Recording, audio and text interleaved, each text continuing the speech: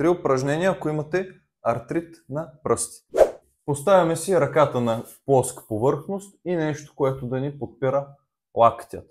След което повдигаме пръстите си от плоската повърхност един по един. И връщаме. Това упражнение можем да го повторим няколко пъти.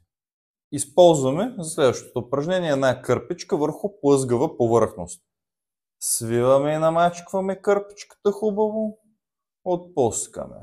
Отново мачкаме, изпъваме, мачкаме, изпъваме. Така няколко пъти.